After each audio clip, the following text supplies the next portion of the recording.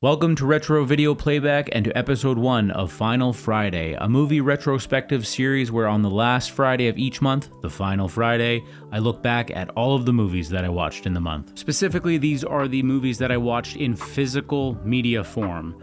So at the end of the video, I will go through just a quick list of the other movies that I watched on streaming and otherwise. So get comfortable, grab yourself a drink, I've got myself a root beer water, and we will get things going. We'll start off with the movies that I watched on VHS this month. I will say that most of these were or will be featured in one of my other series episodes, Tape Talk Tuesday. So starting off with The Godfather trilogy, this was featured in episode 1 of Tape Talk Tuesday. Not a whole lot to say more on it here. If you'd like to see a deeper dive on this trilogy, go over to my channel and check out episode 1 of Tape Talk Tuesday. I've got a 7.5 minute video there, getting into more of a look at the VHS more than a review. I don't think this trilogy requires a review, but this is what it looks like. I will say about this trilogy, and it's thanks to the runtime, of course, but on this trilogy we get a double tape on all 3 movies. And of course that's the duration of the movie. The runtime is more than can fit on one tape.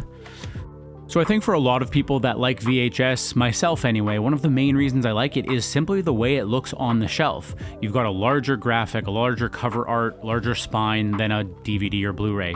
And on these, we've got a double tape on all 3 movies. Obviously, that's because of the runtime of the movies, but fortunately, that translates to larger VHS cover art, and I think that these look great. Next up for VHS is Halloween. This movie needs no description, no introduction, but it will be featured on episode 3 of Tape Talk Tuesday this coming Tuesday, so just a few days after this episode is being uploaded.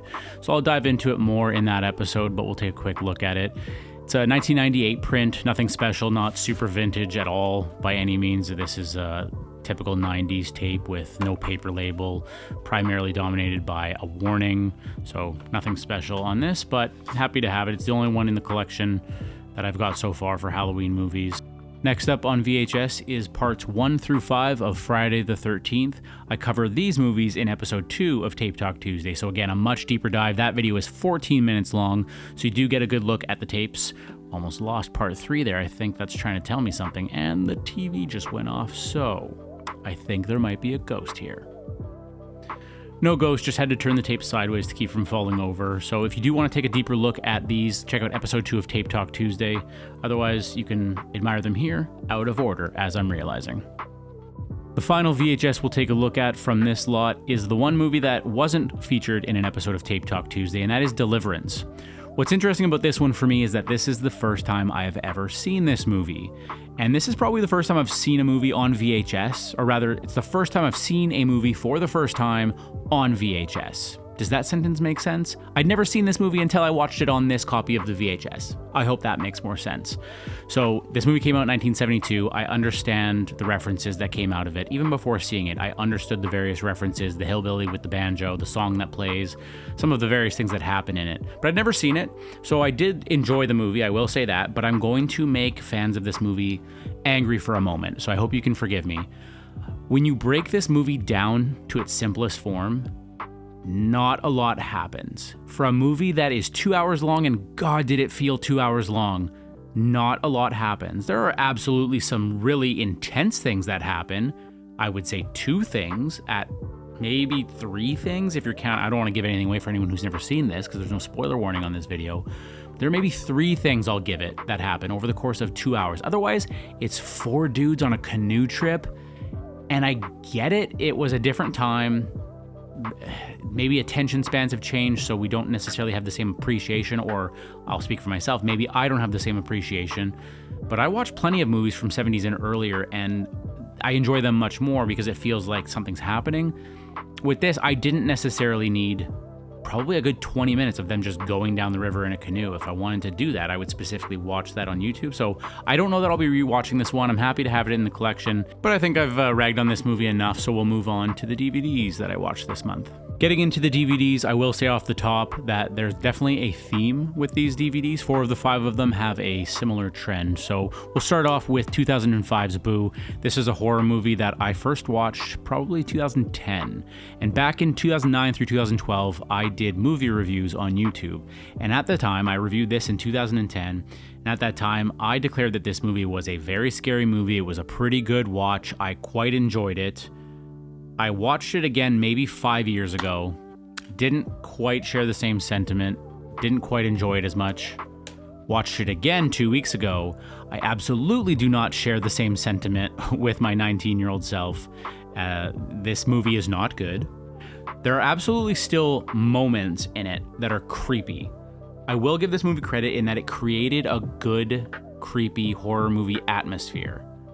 It's well done in that regard, but the acting, the effects, they are not holding up. I won't say too much more about it. It's worth watching if you need just some schlock on in the background, but it's really not holding up. Next up is Fear.com. Bit of an interesting story on this one as well. I picked it up at the thrift store maybe 2 months ago. I wasn't thinking clearly. I thought it was a different movie. So even though it's called Fear.com, I thought it was a movie called Stay Alive. It's a Frankie Muniz movie from like 2005, so a few years after this one came out. And I guess just because this one involves the internet and that one kind of involved, maybe it was online gaming, but it might have just been video games in general, where in that movie they play the video game and if they die in the game, they die in real life. This one's a little different. I honestly couldn't really tell you the plot. I started zoning out throughout because it's just not good. It's a 2002 horror movie, low budget, bad acting, what you'd expect from when you hear a 2002 horror movie. It is worth the $2, I guess. I experienced the movie. It's definitely an older DVD style. It's got the cardboard case with the plastic clip, and this is busted. I don't know that this one is going to go on the shelf. I think that this is going to go right back to the thrift store that I bought it from. It's just not necessarily something I want to keep on my shelf. It's a creepy cover for sure, but the movie itself, not worth watching. Next up is another 2000s movie, so you're seeing the trend. They're early to mid 2000s movies that are not holding up. The movie overall really isn't that bad. It's a big budget movie. Steven Spielberg was involved, and according to Joel Siegel from Good Morning America, it's Steven Spielberg at his best. I don't know that I would share that sentiment with Joel, but to each their own. At the time, this was a good movie. In 2005, I saw it in theaters. It was a good movie. Granted, I was 14 years old, and I maybe don't have the same opinion now. Watching it on DVD, maybe it looks better on Blu-ray, so if you have this movie on Blu-ray, if you've seen it, let me know if it looks any better, because on this DVD, it's very white and very bright. Part of it isn't just the DVD, part of it is the way the movie was shot. Whether they could fix that in post, I don't know, but the movie is very bright. It's as if they have white lights all over, and if that wasn't good enough, they clearly put on some kind of filter, almost like this soft white light, like it softens everyone's features, and it was just a really strange watch. It's absolutely not Steven Spielberg at his best, and it wasn't at his best in 2005 either. But now, nearly 20 years later, it's certainly not the greatest movie that I've ever seen, but it's going to stay on the shelf. It's no Fear.com. It's going back on the shelf. Next up is the fourth movie that carries this trend forward of movies that don't hold up. So this movie, along with War of the Worlds, I went through a phase of buying a ton of DVDs on eBay back in probably 2010, 2011. I watched this movie for the first time when I got the DVD back then in 2010, 2011, whenever it was, so well over 10 years ago. I remember watching it, I remember very much enjoying it, but it just doesn't hold up. So when I watched it back in 2010, 2011, I loved it, rewatched it just now for the second time, maybe a week ago, does not hold up. So that's 4 for 4 on these 2000s DVDs that do not hold up. I remember hearing people talk about this movie over the years, saying it's not a great movie, and every time I would think to myself, it's not that bad, it's actually pretty good. I remember liking it. No, whoever you were out there that said that, you were correct. This movie is not good. Closing out the DVDs, we have a much better selection of movies. So we've got 4 movies: Dracula, Frankenstein, The Bride of Frankenstein, and Creature from the Black Lagoon.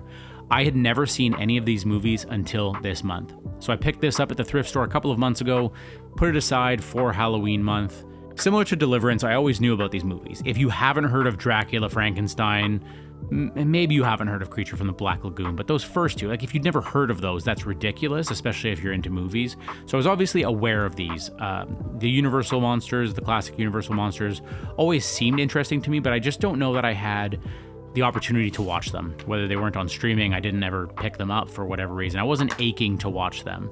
But now I came across this for maybe $7. It has the 4 movies. I watched all 4 of them. I'm glad I got it. This is definitely going on the shelf. I'm definitely going to hang on to this one. All 4 of these movies were quite enjoyable. I am a fan of black and white movies, as we'll see going into the Blu-rays. The first selection is not quite as old as these ones, but it's a 50s movie in black and white. I love Twilight Zone, Hitchcock Presents, Alfred Hitchcock Presents, and the various Hitchcock movies. One of my favorite movies of all time is Rear Window. Another one is North by Northwest. So I'm no stranger to these older movies. I know a lot of people have a version. They hear it's old, they hear it's black and white. No, thank you. But these are great movies. I'm sure there's a lot I could say about them, but we have a number of movies to get to, so we'll move on from here. Starting off the Blu-rays is one of the newest of my collection, and that's 12 Angry Men. So going back to what I was saying on the Universal Monsters in black and white movies, this is a 1957 black and white, so not quite as old as some of those Universal Monster movies, but this is in 4K. It's always interesting to me to see some of these older movies in 4K because I understand that technology has come a long way, but it really is impressive how good they can make some of these older movies look. So we've got a special features disc and then the 4K Ultra HD disc. No Blu-ray or DVD in here. I don't know that you're getting DVD with 4K ever, but figured I would mention that. Great movie if you've never seen it. It's a pretty straightforward plot. It only has 2 sets, I want to say. There's a brief sequence in the courtroom at the start of the movie, and the rest of the movie, the majority of the movie takes place in a back room where 12 jurors are deliberating on a trial. And it's quite a good movie. It's not too long. It's maybe an hour and a half, not even. 96 minutes, so it's an hour 36. Really not a long watch. Really good watch, though. I would recommend this if you like older movies, or even if you don't, give it a try if you have the opportunity to watch it. Once again, going back to the DVDs that we just talked about for reference, we've got the Monster Squad. So as I was showing the Universal Monsters, what's interesting about Monster Squad is I saw it before I ever saw those Universal Monster movies. So I first watched this movie maybe mid-2010, somewhere around 2015, 2016, I was watching a lot of 80s movies that I'd never seen for the first time, and this was one of them. I have an interesting history with this one because I'd never seen it until I was in my mid-20s, so I don't have that childhood nostalgia as many of you probably do for this movie. But what's weird for me is I first saw this movie and I loved it. So I picked it up on Blu-ray and I watched it the following or maybe 2 Halloweens later, and I didn't enjoy it. I don't know what was going on. Maybe my opinion changed. Maybe I wasn't paying attention. I was kind of confused because I'm like, I thought I loved this movie. Was I mistaken? So I didn't watch it for a couple of years, and I watched it again maybe 3 years ago, and I liked it again, and I was like confused, thinking what was going on with me when I watched it the second time. So I watched it again a couple of weeks ago, and fortunately I did once again like it. We'll see how I feel about it when I watch it again in a year or 2 or 3. This movie is also busted, apparently. This movie has the same sort of feel, and I don't know, I'm always hesitant to compare it to other movies that people love because people are sensitive about their movies that they love, but I would say that this kind of reminds me of Goonies in a lot of ways, in that it's a group of kids in the mid-'80s that are going up against another threat that maybe is beyond them. But that's a good one if you've never seen it. Next up is the first of 3 different double features that we'll be taking a look at. So I did watch both of these movies in the last 48 hours or so. Identity and Vacancy. So in the 2010s, they were really going through a phase where they were doubling up as many movies as possible, if not tripling them up. So these movies have some similarities. Identity and Vacancy, they both take place in a hotel, or a motel rather. They aren't horror. Vacancy is definitely closer to horror, but Identity is more of a thriller. Both are really great movies. I remember seeing both probably when they came out. I was probably too young to be seeing Identity. I was only 12 when that movie came out in 2003.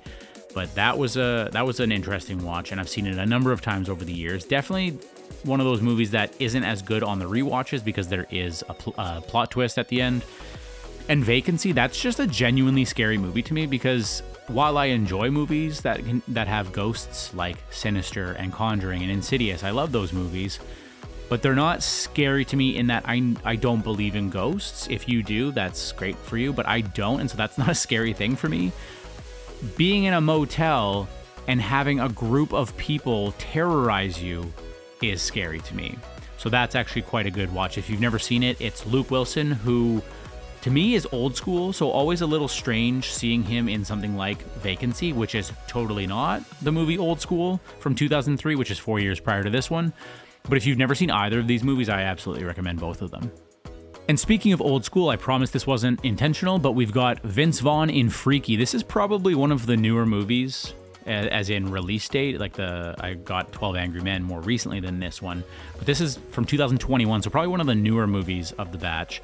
And I quite enjoyed this movie. Maybe I'm biased because I will probably I'll watch and like anything Vince Vaughn is in, but it is genuinely a good movie. I do think it came out at a time when they were overdoing it with the comedy horrors.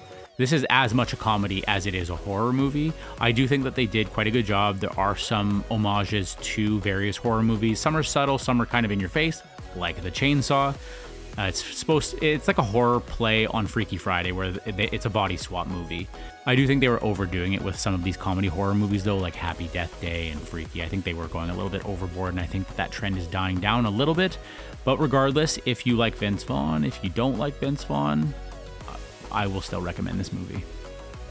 Next is another double feature, although I'm not really going to talk about the first one because I technically watched it last month rather than this month, and that's Texas Chainsaw Massacre and Texas Chainsaw Massacre: The Beginning, and that's the 2003 remake starring Jessica Biel, and this is the sequel, although it's a prequel from, I believe, 2005. For me, these movies, I don't genuinely get anxious, but I do have like this underlying level of anxiety going into them because I know how awful R. Lee Ermey is in them. And I don't mean his acting. I mean genuinely his characters, or his character in both movies, because he's terrifying in the way that he torments the I guess they're supposed to be teenagers. They're definitely in like their mid to late 20s, if not older.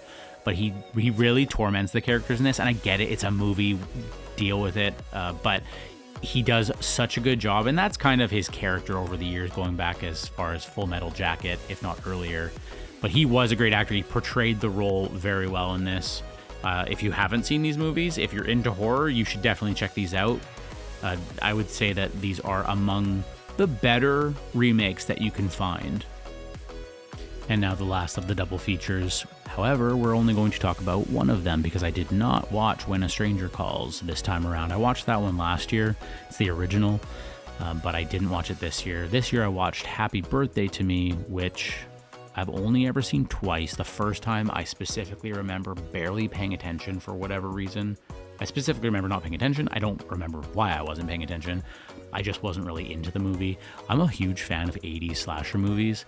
This movie just doesn't do it for me. I'll keep this one in the collection, and maybe I'll revisit it from time to time. I feel like it's one of those horror movies where if you saw it in the 80s, 90s, or even just as a kid in general, whenever that was, whatever year that was. But for me, this movie just absolutely does nothing for me. I'll maybe throw it on in the future if I need background, but this is not something I'm going to rewatch like certain movies in the video today, like Friday the 13th or The Godfather. And I can't believe I just compared Happy Birthday to Me to The Godfather. Next up is 3 of the Purge movies. I'll just quickly go through these. Purge 1, Purge Anarchy, Purge Election Year. These movies are fine. I think there was an oversaturation of these movies, and then there was the Amazon Prime TV series. So I just think that they were doing a little too much of these, and they became annual movies at some point. And I get it. These movies were always intended to be political in some way. They were sending some sort of message about the political state of the United States. But I just feel as they go on through the movies and through the years, they really did just kind of hit you over the head a little too hard with some of that. And it just kind of got away from being fun. And it was more so political commentary, which I'm not overall a political person, and when I get into movies, video games, whatever it might be, I'm trying to get away from that sort of real life stuff. I get it. These are self-declared artists, and they feel that they have a responsibility to make some sort of commentary with their art, and we have a choice as the consumer. But for me, these movies are good to an extent. I wouldn't necessarily watch them regularly. I watched these 3 for the first time in maybe 4 years. It's been a bit since I saw these, so I figured I'd give them a watch. And Election Year was better than I remember. I thought this one was a bit more political than it ended up being, but I'm thinking I was confusing it with Part 4, whatever that one's called, and then Part 5, The Forever Purge. Last up for the Blu-rays is The Crazies. This is a decent movie. It's from 2010, I think. I remember seeing the trailer back then. It's the scene, I think it's a slow-going trailer, and it's more so just this scene where the first crazy person walks out onto the baseball field with a shotgun, and the sheriff goes out and tries to talk to him. And I remember thinking that looked awesome. And it's still a good scene. It's maybe not awesome like my 19-year-old self thought, but it is still a pretty decent movie. It's watchable if you can find it on the cheap. Might as well get it and add to the collection. I have a hard time categorizing it, not that you have to, but it's like half action, half horror. They're not quite zombies, they're infected, but they're not dead and then coming back to life, so they're technically not zombies, I wouldn't think. But it's an overall decent movie. The effects aren't really holding up anymore. There's a truck rollover at some point, and you can clearly tell it's poor CGI. But overall, it's watchable. And to close out the video is this stack of movies, a bit of a bonus. These are the movies I have not yet watched this month, but I intend to. So really quickly, we've got Gothica on DVD. This one's from 2004. A funny story on this one is I saw this one in theaters. I was 13 years old. My friends and I wanted to go see, I want to say Scary Movie 3.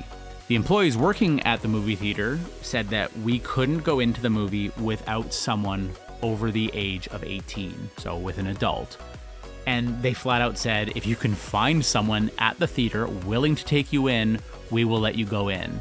And this is 2004. So this is back when, I don't know where you guys live, but where I live, the movie theaters are dying. They still exist. I think they do okay, but overall, they are not what they were in the 2000s. In 2004, on a weekend, on a Friday, Saturday, the movie theater was packed. So we had our pick of people. So we started going around saying, hey, are you going to Scary Movie 3? Are you going to Scary Movie 3? We eventually found a couple who, in my mind's eye, I can still see this happening. In my mind's eye, the couple is like 40, but quite frankly, they were probably in their early 20s. As a 13-year-old, anyone in their 20s and older seems so much older, and I'm probably older now than they were at the time. But we asked them, hey, are you going to see Scary Movie 3? They'll only let us in if we find adults who will take us in. And the guy says, no, we're going to Gothica, but you can come to that if you want. And so we went to see Gothica, starring Halle Berry.